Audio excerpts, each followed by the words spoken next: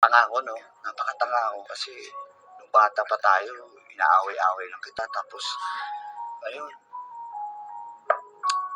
kasi aminin ko marami naman akong naging past Patrick, girlfriends stop. pero Stop.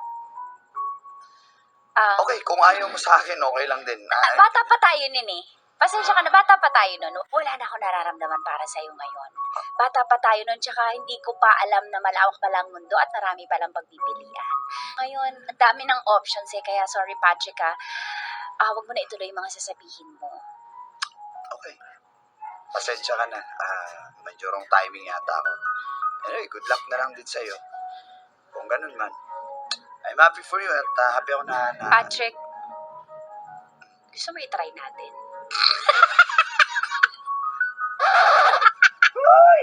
Kuyarin pa. Talaga? Sige. Oo nga! Sige, ligawan kita. Ligawan kita ng gusto ko dumaan sa proseso. Ano gagawin mo ngayon? Pick up line nga dyan? Wala akong ibang maisip kasi Tanong mo kung ketchup. ikaw lang nasa isip ko eh. Hoy! Kalapati ka ba? Bakit?